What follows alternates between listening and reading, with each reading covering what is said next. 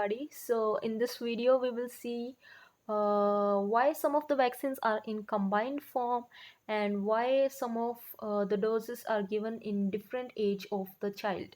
So as we all know, immunization is one of the very important topic in nursing specialty, that is pediatric. So let's start with the definition of immunization. What is the immunization definition? So it is a process of protecting an individual from a disease through introduction of live or killed or attenuated organism in individual systems. So immunizing agents can be vaccine, जिसको हम mainly यहाँ पे discuss करेंगे, और immunoglobins and antisera and antitoxins. तो let's move towards vaccine. Okay, तो immunisation by vaccine is now commonly given as like to form में हम देख सकते हैं इनको, एक गवर्नमेंट की तरफ से और एक प्राइवेट की तरफ से. तो गवर्नमेंट की तरफ से जो इम्यूनाइजेशन वैक्सीन्स का है, लाइक वो बहुत ही मिनिमम अमाउंट में है और उसका असर उतना ज़्यादा नहीं है. लेकिन अपने प्राइवेट सेक्टर में अगर हम देखेंगे तो वास्ट नंबर ऑफ वैक्सीन्स उन्होंने इंक्लूड किया है और जिसका असर भी उतना ज़्यादा होता है. ठीक है, तो let's move forward. What is vaccines? Vaccines are given today in basis of like immunization schedule, and immunization schedule should be planned according to the needs of the community. तो यहाँ पे हमारी कम्युनिटी इंडिया के अंदर क्या follow किया गया है? National immunisation schedule. तो यहाँ पे हमारे को कुछ चीज़ें याद रखनी है, 5 चीज़ें याद रखनी है जब हम इम्यूनाइजेशन शेड्यूल पढ़ते हैं. First of all, what is the name of the vaccine in expanded form? Like DPT का एक्सपेंडेड फॉर्म हमको देखना है. ठीक है, जैसे डिप्थीरिया, पर्ट्यूसिस, टिटेनस, उसका एक्सपेंडेड फॉर्म क्या है वो हमको याद होना चाहिए. फिर उसके बाद में रूट क्या है, डोज क्या है, साइड इफेक्ट्स क्या है, और mainly which disease it is preventing.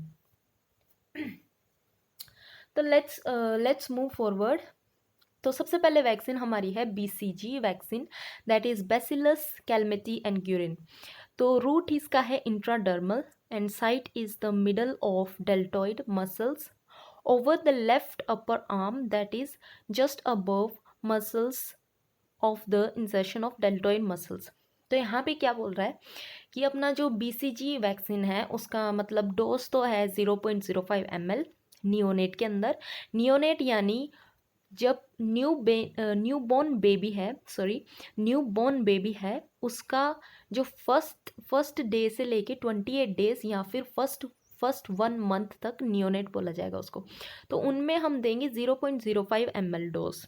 और इन्फेंट्स यानी कि जो 1 साल के बच्चे हैं उनको हम देंगे 0.1 ml डोज.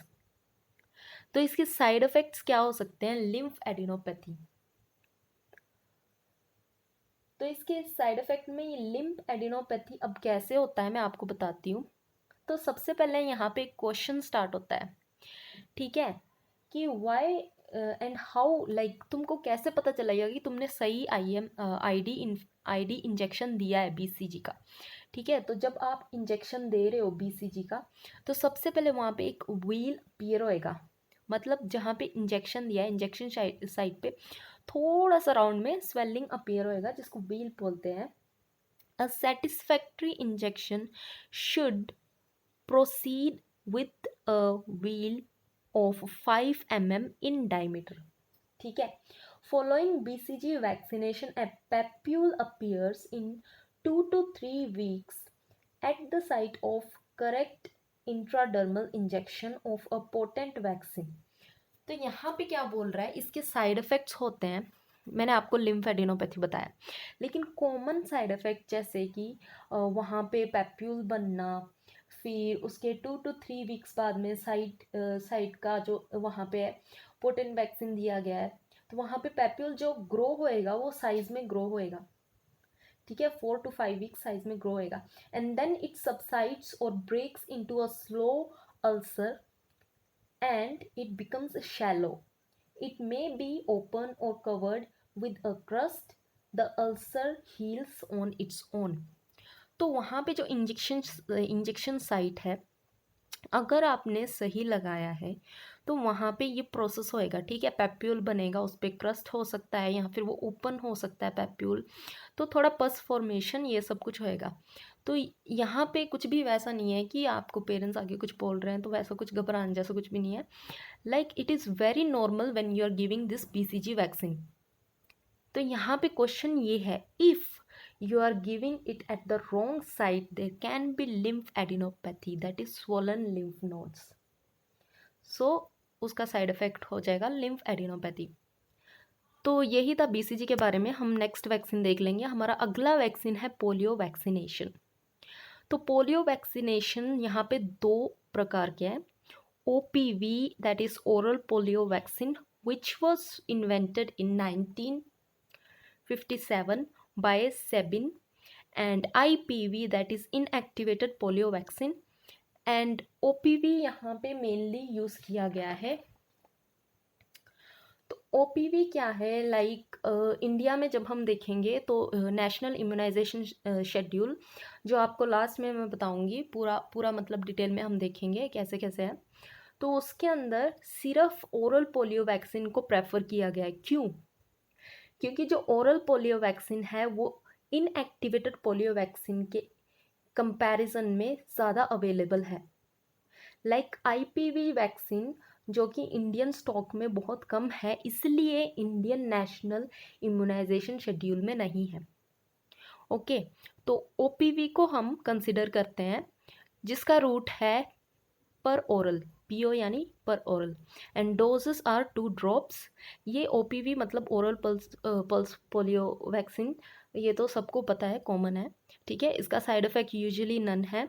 फिर हम आ जाते हैं थर्ड वैक्सीन पे।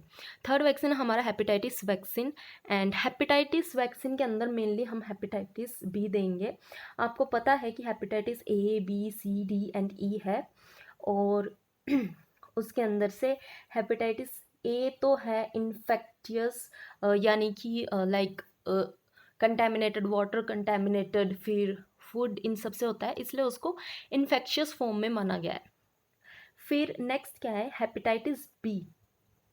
हेपेटाइटिस B मेनली इन्वेसिव है, यानी कि इन्वेड करने के बाद में आपको ट्रांसफ़र होता है हेपेटाइटिस B और CB। तो इसके कंपैरिजन में हेपेटाइटिस B ज़्यादा सीवियर है, जैसे कि ब्लड ट्रांसफ्यूशन से, फिर मदर चाइल्ड से हो सकता है, फिर नीडल स्टिक इंजरी से हो सकता है। तो किसी भी कारण से ये स्प्रेड हो सकता है और ये ज़्यादा सीवियर फॉर्म में हो सकता है, ठीक है। तो यहाँ पे हेपेटाइटिस B का वैक्सीनेशन दिया जाता है, जिसके अवेलेबल फॉर्म्स 2 है, plasma derived vaccine and RDNA yeast derived vaccine. तो इसके रूट है इंट्रामस्कुलर। तो जब भी मतलब बेसिकली जब एक छोटे बच्चे को, नियोनेट को या फिर इन्फेंट को इंजेक्शन दिया जाता है, तो उनके ये मसल ग्रोथ की वजह से कि उनके मसल फुल्ली डेवलप नहीं होते हैं, तो उनको ग्लूटियल मसल पे नहीं दिया जाता है। ये बात यू शुड ऑलवेज रिमेंबर, उनको ग्लूटियल मसल पे नहीं दिया जाता है, उनको थाई पे दिया जाता है, जो एंटीरोलैटरल साइट है मिड थाई की, वहाँ दिया जाता है, क्योंकि वहाँ पे presence of nerves and arteries, veins जो भी है नहीं होती, ठीक है। इसलिए वहाँ पे दिया जाता है ताकि किसी भी साइड इफ़ेक्ट को, जैसे कि पैरालाइज या कुछ भी साइड इफ़ेक्ट है, उसको प्रिवेंट किया जाए। तो हम डोज कितना देंगे, 0.5 ml डोज देंगे यहाँ पे हेपेटाइटिस B वैक्सीन का, ओके। एंड इसके यूजुअली साइड इफ़ेक्ट्स नहीं है, और वेरी रेयर केसेस में है some of the allergic reaction such as hives, swelling of the face, throat, difficult breathing, and increase heart rate, and dizziness and weakness can be seen, ठीक है। तो अब हम आ जाते हैं नेक्स्ट अपने DPT पे। तो ये DPT क्या है, मैंने आपको बताया था पहले भी, diphtheria, pertussis and tetanus, excuse me. तो डिप्थीरिया, पर्ट्यूसिस एंड टिटनस ये बीमारियों के नाम है, ठीक है। तो अब इसके अंदर इन बीमारियों में से कोई भी वैक्सीन होती है वो लाइव, अटेनुएटेड या किल्ड मतलब वैक्सीन उसी वायरस के फॉर्म से बनी होती है। तो यहाँ पे भी ये वैक्सीन कंपोज करती है किसको, डिप्थीरिया टॉक्सोइड को, टिटनस टॉक्सोइड को, बी पर्ट्यूसिस बेसिलाई को। ओके, पर्ट्यूसिस यानी वूपिंग कफ। तो यहाँ पे एक क्वेश्चन है, ठीक है, why given in a combined form. तो मैंने आपको स्टार्टिंग में बताया था, मैं आपको एक्सप्लेन करूँगी कि कुछ वैक्सीन कंबाइंड फॉर्म में क्यों है। तो अभी डीपीटी को कंबाइंड फॉर्म में क्यों दिया गया है, तो मैं आपको बताती हूँ कि पुराने टाइम में क्या होता था कि जैसे एग्जांपल फॉर एग्जांपल पर्ट्यूसिस है, पर्ट्यूसिस की एक सिंगल वैक्सीन होती थी। तो पर्ट्यूसिस की सिंगल वैक्सीन के टाइम पे उसको एक सेलुलर वैक्सीन माना जाता था। क्यों? क्योंकि उसको मतलब उसके सेलुलर कंपोनेंट्स को जब भी हम एक बेबी को देते थे तभी उसमें फीवर इंड्यूस होता था। अभी फीवर होने के कारण से लाइक फेब्राइल शीजर को देखा जाता था चिल्ड्रंस के अंदर। तो अभी एक सिंगल डोज मतलब एज अ सिंगल वैक्सीन उसको देने की वजह से इतना सीवियर फॉर्म में साइड इफेक्ट हो रहा था। लाइक कोई भी प्रेफर नहीं करेगा कि एक डिप्थीरिया पर्ट्यूसिस टिटनस, एक पर्ट्यूसिस को वुपिंग कफ को प्रेफर करने के लिए आपने वैक्सीन दिया है बच्चे को, फिर बाद में बच्चे को फेब्राइल सीजर से मतलब ट्रीट करना पड़े, तो कोई भी प्रेफर नहीं करेगा वैक्सीन देने के लिए।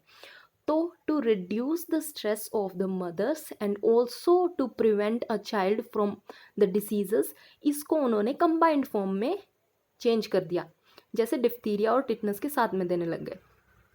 तो हर वैक्सीन जो भी कंबाइंड फॉर्म में है वो सिंगल फॉर्म में हाईली साइड इफ़ेक्ट प्रोड्यूस करती थी, इसलिए उन्होंने उसको लाइक कंबाइंड फॉर्म में बना दिया। तो यहाँ पे हम देखेंगे डीपीटी वैक्सीन है, उसको आईएम साइट से दिया जाता है। तो children below 1 year of age should be given at lateral aspect of thigh. मैंने आपको बताया था पहले एंटीरोलैटरल एस्पेक्ट ऑफ थाई पे, that is vastus lateralis muscle. And in older children यहाँ पे please make a note, older children जिनके muscles well grown है, it may be given in upper और outer quadrant of the gluteal muscle that is in buttocks. तो side effects इसकी क्या है, mild fever can be occur and some of the cases swelling will be there and induration nothing, induration बस वही है, wheel formation होता है वहाँ पे थोड़ी सी स्वेलिंग होती है, ठीक है। Induration that is swelling and induration और पेन कैन बी देयर, ठीक है, pain can be there like for up to 48 hours. तो ये था यहाँ पे डीपीटी के बारे में। Next measle vaccine. तो अभी मीजल वैक्सीन क्या है, मीजल वैक्सीन लाइक इंडिविजुअली दिया जाता है 9 मंथ पे। It is a live attenuated vaccine which is administered at the age of 9 months and both the doses are the dose which we will give is 0.5 ml and route is subcutaneous में दिया जाता है इसको। और यहाँ पे एक बहुत इंपॉर्टेंट बात है मीजल वैक्सीन की, like it is available in the form of freeze dried vaccine and should be constituted with diluting fluid, must be kept on ice and to be used within 1 hour। तो मीजल vaccine क्या है, ये freezed dried form में available होती है, जिसको फिर से रिकन्स्टिट्यूट किया जाता है डाइल्यूट करके, और it has to be used within 1 hour and left vaccine should be discarded and never used again after 4 hours of opening. Previously there was no booster dose available, but however it is recommended to have a booster dose of measles vaccine for a child at the age of 16 to 24 months, even though it is not recommended in national schedule program। तो मैंने अभी क्या बोला है, मतलब ये कुछ भी पहले नहीं था। पहले जब भी नेशनल वैक्सीन शेड्यूल जो बना है हमारा इंडिया का, तो उसके अंदर में क्या है, उन्होंने सिर्फ एक ही डोज रखा है, that is at 9 month of age of a child. But currently it is prefer to get second booster dose of this measle, that is can be given between the 16 to 24 months of the child.